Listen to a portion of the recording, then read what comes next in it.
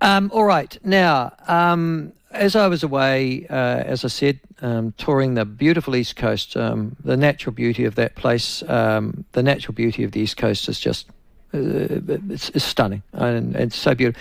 And in actual fact, as you travel around and you're looking at these depressed communities of very poor people living in clearly substandard housing. Mind you, I thought this 20 years ago when I toured the East Coast as well. You go, how on earth isn't this place one of the most developed tourism spots in New Zealand? The people are friendly. The scenery is spectacular. The beaches are incredible.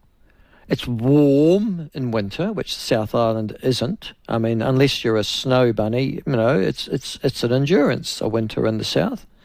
So why? Why doesn't this place work? And then, as I said, as I talked to the moteliers, the retailers, the business people, including the vintners, I went to the Milton Vineyard in Gisborne, and it wasn't open. I said, why aren't you open? You're a vineyard, And they said, well, we are by appointment, that's why you're here, but no, we just don't get the volume of traffic.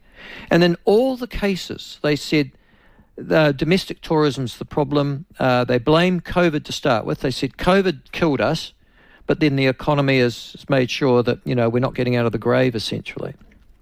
And it's completely unlike Queenstown, can I say, in Central Otago. It's exactly the reverse in Queenstown, Central Otago, where tourism numbers are back, in some cases exceeding pre-COVID numbers for tourism in this country. Can I give an example of that, Josh?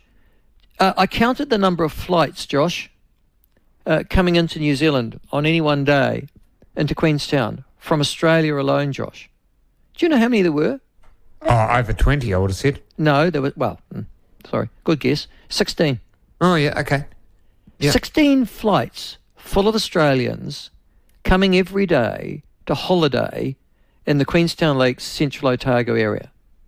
Now, no, so there's the reason why it's full employment in this area.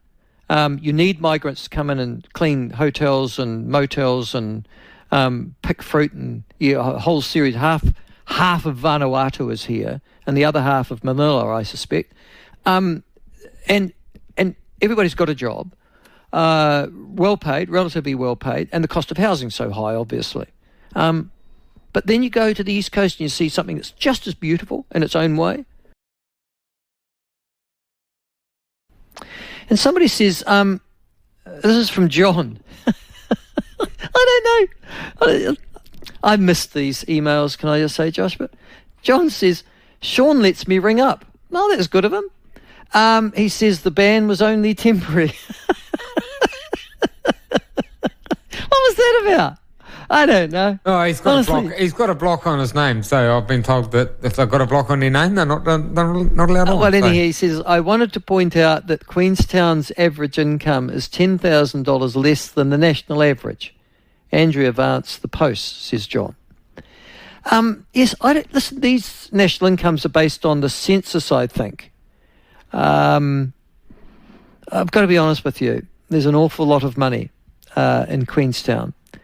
But, and the price of real estate and rents is very expensive, but they struggle to get hospitality workers because, well, up until relatively recently, they were paying the minimum wage. Now they pay quite a bit more than that.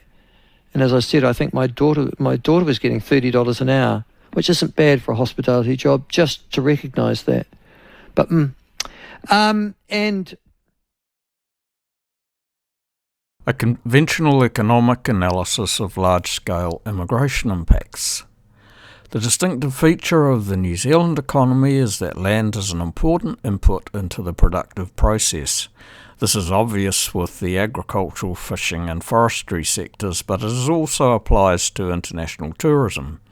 In a simple model of the New Zealand economy where the supply of land is fixed and the New Zealand's isolation means it is not a natural location for the production of a broad range of internationally traded goods and services, then an increase in the labour supply through a large-scale immigration will reduce the marginal product of labour.